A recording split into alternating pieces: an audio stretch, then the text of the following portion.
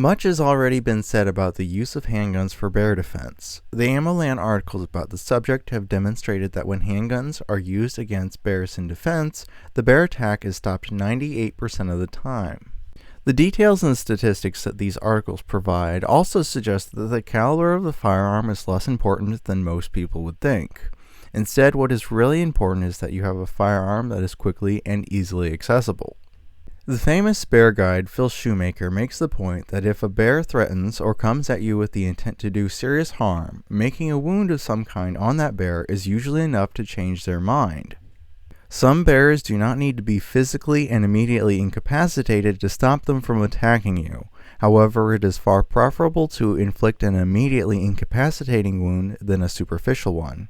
Likewise, even though there are a lot of calibers that can be used for bear defense, it is preferable to use a weapon and ammunition combination that is best optimized for the task. There are a lot of people out there who want to test ammunition in order to tell if it is appropriate for bear defense. However, since there is no standardized test that directly translates to a bear, people end up shooting whatever they feel like and calling it good. So I'd like to share a little testing of my own with you. First, I took a .22 revolver and shot into a piece of bone that was in front of water jugs. Since bone is not completely consistent, the bullet deflected downwards while inside the bone and did not penetrate the jugs. Then I took the same revolver and ammunition and shot into a 1-inch thick piece of MDF. The bullet dented the first water jug. Presumably, it did not have much energy at that point because it was not found in the water jug itself. Then I took a .22 rifle and shot through another 1-inch thick piece of MDF board. This time the bullet penetrated through the first jug and was found in the second jug of water. Finally, I shot a piece of bone again with a .22 rifle. The round went through the first jug and was also found in the second jug. So we have learned that MDF can roughly represent bone in terms of penetration, but not in terms of hardness. We also know that using a consistent substance across different types of ammunition is more appropriate than using an inconsistent substance like bone. Water is a great representation of flesh, and MDF is a moderately good representation of bone. The reason that these substances have any value for testing ammunition in is because they have been proven to correlate with substances found in living creatures.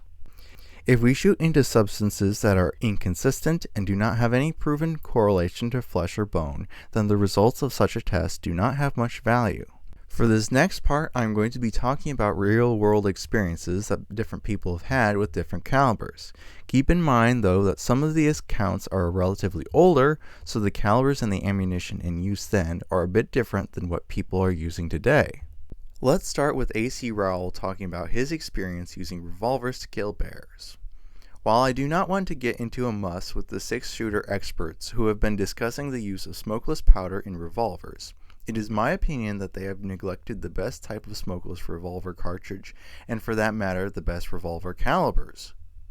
The type of cartridge that I have found to be uniformly and emphatically superior to any other for use in heavy revolvers is loaded with bulk smokeless powder and a metal-cased soft-point bullet.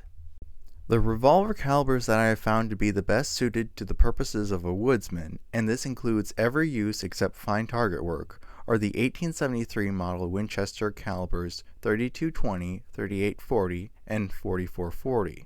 I have used all of these calibers extensively in single-action Colt revolvers on game, and found the two larger calibers superior in every way for game shooting to even the .45 Colt. The 32-20 I have found equal to every demand made upon it, and with a Colt of this caliber I killed several bears, not in traps, and buck deer as large as they get. Soft-point bullets of this caliber fired from a 5.5-inch single-action Colt into a large brown bear, fat and prime, and at a distance of better than 50 yards, expanded perfectly and went through the hide on the opposite side. Lead bullets driven by black powder out of the same gun and into a different bear did not do nearly so well as to penetration and tearing, but any one of the three fired into the bear would have proved fatal and stopped him inside of 100 yards. The fault of this caliber in the single-action Colt is that the weight of the gun is all out of proportion to the cartridge.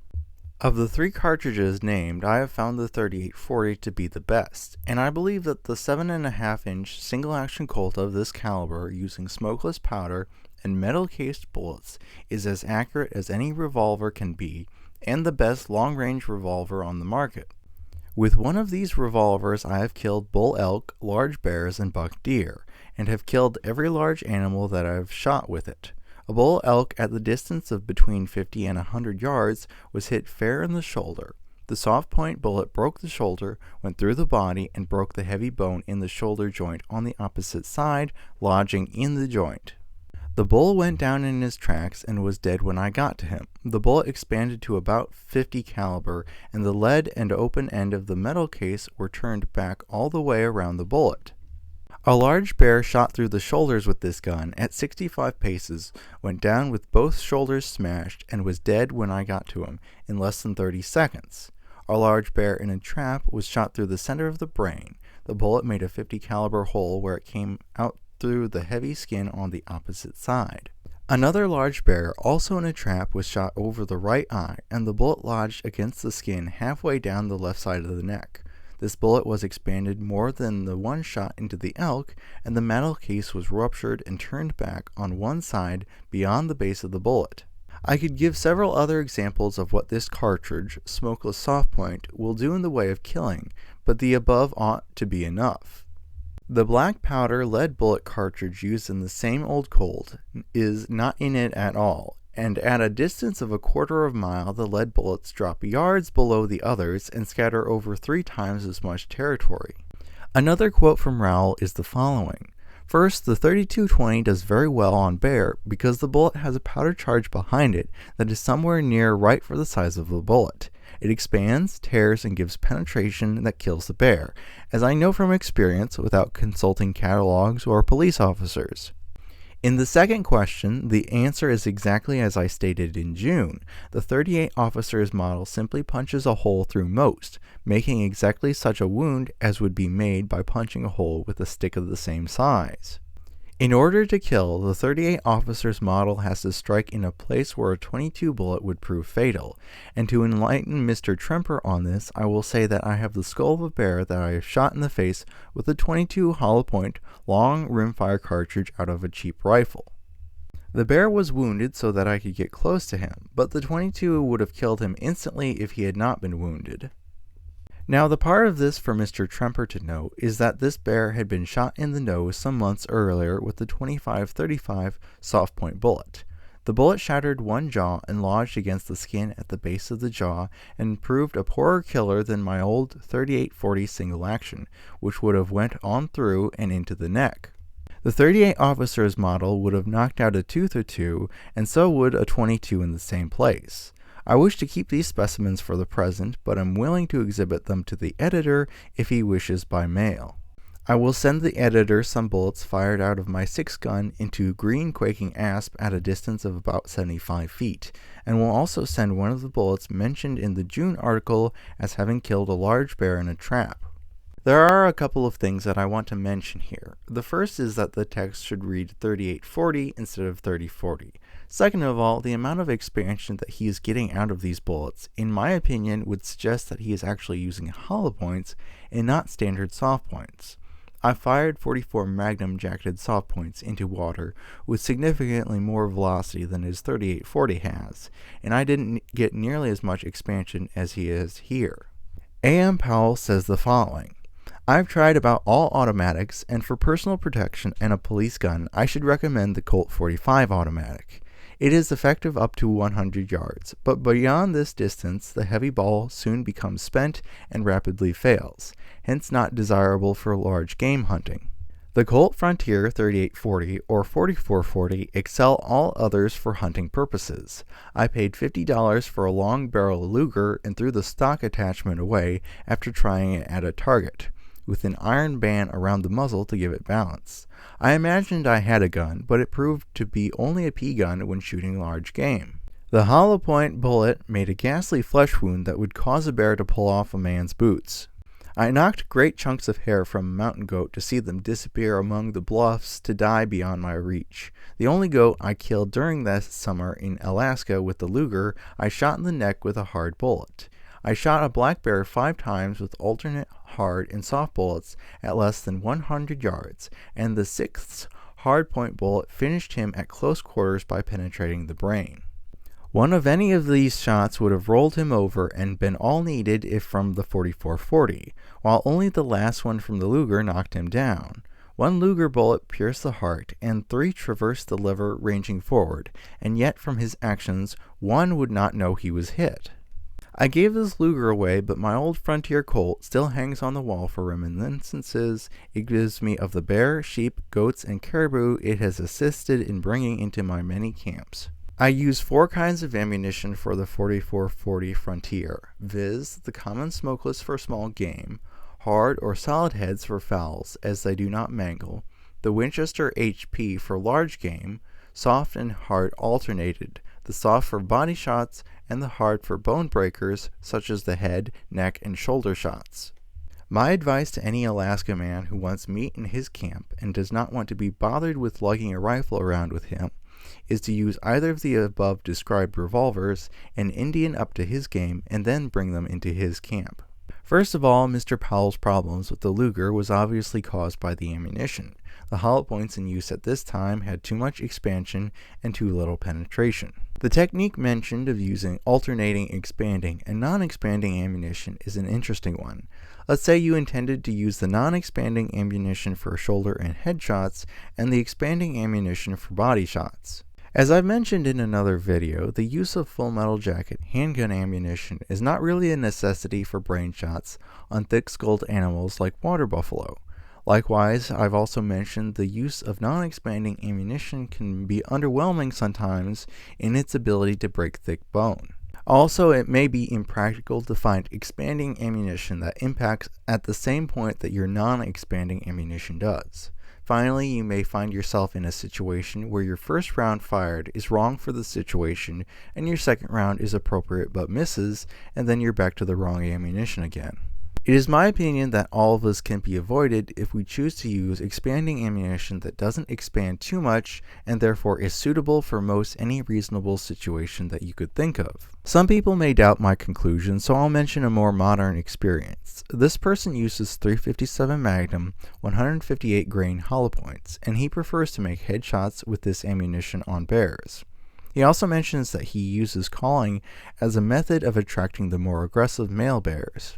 So if you're hunting with a handgun, attracting the more aggressive bears, and having success with expanding hollow point ammunition, this would disprove the common belief that expanding ammunition is inadequate for use on bears. We have one final quote from A.C. Rowell.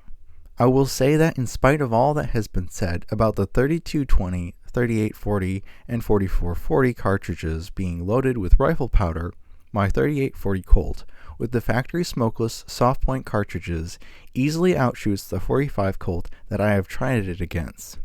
It requires less elevation at all ranges beyond point blank, and its point blank range, so called, is about a third greater than that of the .45.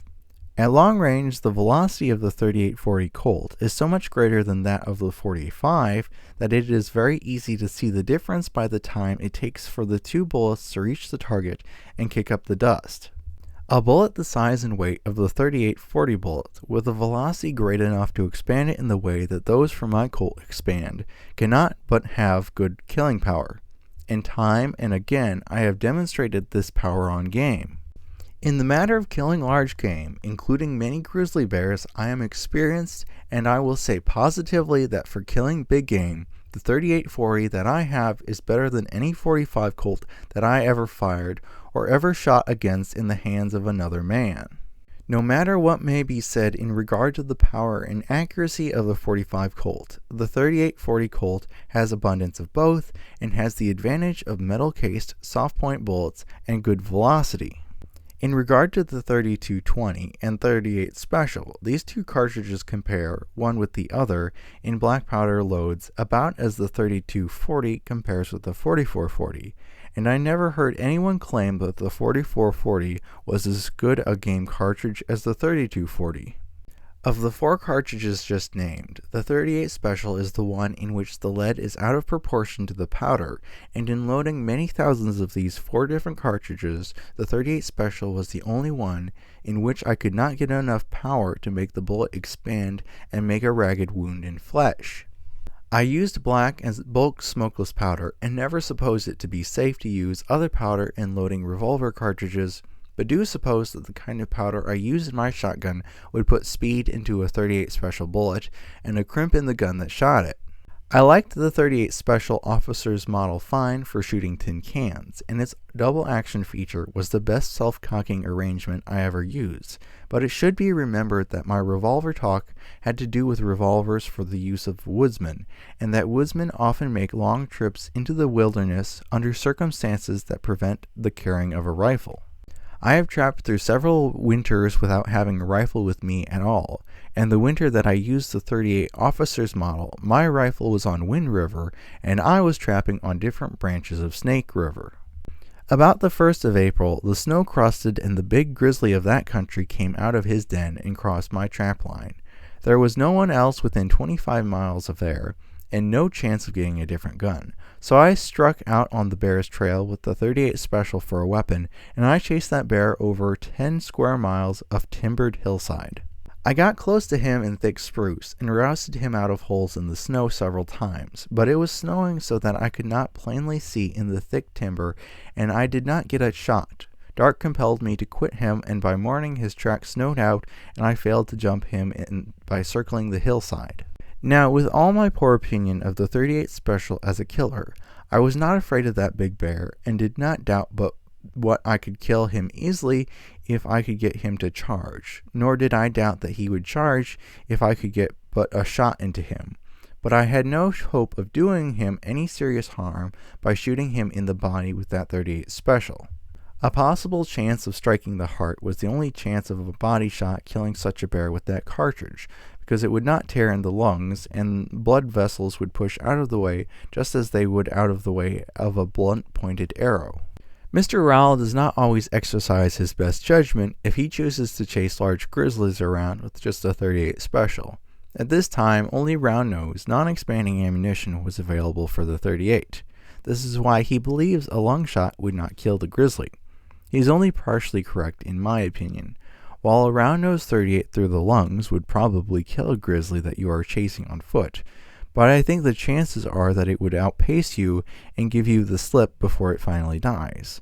Of course, that's only if it chooses to keep running instead of just mauling you. Even if Mr. Rowell did make a shot through the heart, it would not likely be immediately effective. We have a case where a grizzly was shot through the heart with a .38 ACP handgun and lived for a full 10 minutes after the wound was inflicted. It was not stated what bullet was used, but I think it's safe to assume that it was a full metal jacket. I say this because marginal damage inflicted with a single non-expanding round-nosed bullet would explain why this bear took so long to die. It seems to be a reoccurring question as to whether 10mm is really a good cartridge for bear defense. One of my subscribers had a very interesting take on this question. He was shooting feral hogs with a long-barreled 10mm revolver loaded with oil-quenched hand loads. He noticed that when he shot the larger hogs through the shoulder, it would break the shoulder, but rarely would it go through all the way and break the opposite shoulder. Regardless, the 10mm in question still killed the hogs because breaking one shoulder and damaging the heart and lungs is undoubtedly effective. I was looking over some notes that I had forgotten about, and I found the details of an interview with Mike McNutt of Double Tap Ammo. I tried to find this interview again, but I couldn't. It's probably deleted or something. Regardless, in the interview, Mike mentions that someone shot a Kodiak brown bear through the shoulder with a Glock 20 10mm handgun. I believe the bullet in question was a 200 grain hardcast made by Double Tap. This happened at a distance of 20 yards, and the bear expired shortly afterwards. So I would not worry at all about a 10mm not being enough for penetrating shoulder shots on really big bears as long as you are using the right non-expanding ammunition. My definition of the right ammunition for a 10mm in this context would be bullets that have a round nose and a flat point, and they should be one of the following: solid copper, full metal jacket, or heat-treated cast lead. The rationale behind these specific choices is because hard cast lead bullets in comparison have a tendency to shatter when impacting thick bone. This is due to the higher amounts of antimony that is used to get higher hardness. I talk about this in more depth in my other videos if you are interested. If there are only black bears in your area and you have a 10mm, I personally would use either extreme defense ammunition or hollow points. The extreme defenders are more damaging than conventional hollow points. I mentioned before that expanding ammunition could be effective for bear defense, specifically in relation to 357 Magnum hollow points. I want to be a bit more specific now and say that every bolt is a balance between expansion and penetration.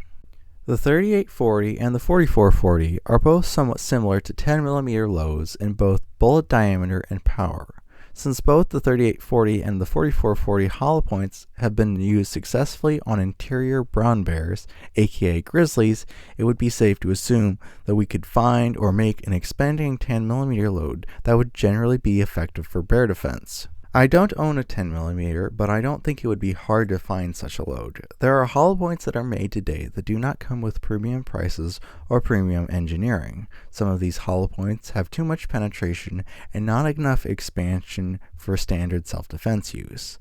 While they aren't good for the intended purpose of self-defense, they could be put to much better use in the bear defense category. Of course, I would recommend that you start by testing them either in water or organic ballistics gel. Then I would try it against some sort of bone substitute as well. Naturally, calibers that are more powerful than 10mm would allow either more expansion or more penetration, or more of both. You've obviously noticed that I've talked about using both expanding and non-expanding 10mm ammunition for bear defense. The context has been different for each of those discussions though. The difference is specific versus general. People who want to be able to shoot through a bear's shoulder and into the heart and lung area have a specific concern in mind, and because of this, they naturally desire the non-expanding ammunition. A.C. Rowell was not intending to make such shots. He had more of a general use in mind when he chose expanding ammunition for his revolvers. I've talked about an idea in the past where you would use expanding ammunition and specifically shoot to break the shoulders or legs of a bear and incapacitate it that way. Probably the most popular mindset out there is that you should always try to make a brain shot on the bear because that is the most guaranteed way to immediately physically incapacitate the bear. Naturally, the question is which of these views is the best. If you are very proficient with your handgun and you have the presence of mind to skillfully make a brain shot through the nose of the bear, then technically speaking, the brain shot is best for you. However, there are a lot of people out there who are not that proficient with the handgun and also realize that they may be too stressed during a bear charge to make a precise shot. For example, a lot of people may have a panicked, reflexive response to the bear charge and fire as fast as they can into the general area of the bear, or center mass as some may call it. This situation falls most in line with the idea of a general-purpose handgun loaded with expanding ammunition. Multiple rounds of expanding ammunition in the area of the vitals would logically incapacitate faster than non-expanding ammunition would. Of course, you would have to know ahead of time that the caliber and ammunition you chose is appropriate for this. Now I'll address the shoulder shots. Since bears walk on all fours the vast majority of the time, a human on two legs is practically speaking taller than bears are. You could have a fairly short person who is at eye-to-eye level with a really large bear though. Also, when bears stand up on their hind legs, is usually to fight other bears or to get a better look at something. These are two images of polar bear skeletons. One is a bit weathered and worn, so you can see that the shoulder blade itself is thin enough to not be a significant barrier to reasonably powerful calibers. So let's try to think of a situation in which you are forced by circumstances to shoot through a shoulder and into the vitals. Since humans are upright most of the time and bears are on all fours when they charge, you would have to be either knocked down or perhaps kneeling to be roughly at the level of where the shoulder would be when you would strike the shoulder before the bullet has to go into the heart or lungs. Likewise, you would have to be either under the bear, reaching your arm around, trying to fire into its side, or you would have to be a distance away from the bear, facing at it from roughly a 45-degree angle for the shoulder to be between you and the vitals. In either of these situations, the area of the vitals that is not obstructed by the thick humerus bone is still a significant amount. So the chances are that the rounds fired into the general area of the vitals would still likely pass into the vitals without striking the top of the humerus bone. So my conclusion is that it is somewhat unreasonable to judge a weapon and ammunition combination solely on the very specific and somewhat unlikely situation that the bullets strike only the humerus bone before they may or may not pass into the vitals. I'll also submit my own idea about breaking both shoulders or legs of a bear to a similar amount of scrutiny. If you watch enough bear hunting videos, you may see where a bear falls over or loses its balance when shot. Some people may refer to this as rolling a bear over. Sometimes this is because the bear's startle reaction is causing it to fall over. Sometimes it might be that the bear loses its balance because the bones or muscles in a particular point that have been holding the bear up, and when those bones and muscles are removed, this makes the bear go down. So you can imagine that if you make a first shoulder shot at close range, and the bear may roll over, so its momentum may still bring it close enough to you that it could still hurt you even with a broken shoulder or leg. So in this situation, it would be better to make a brain shot. There have also been bears killed with 9mm and the very ballistically similar 38 ACP. Yes, you heard me correctly, I said 38 ACP, not 380 ACP.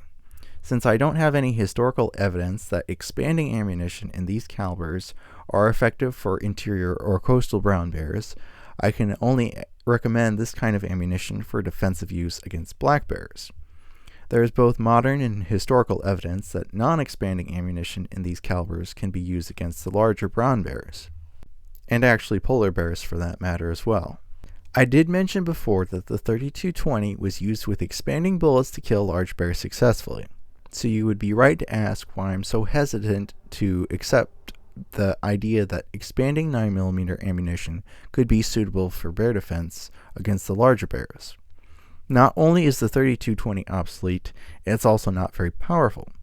This would imply that the more powerful 9mm could be much more effective in comparison. So while 9mm may be theoretically possible to be effective with expanding ammunition, that does not necessarily mean people today should choose to use it when they have other modern options available to them.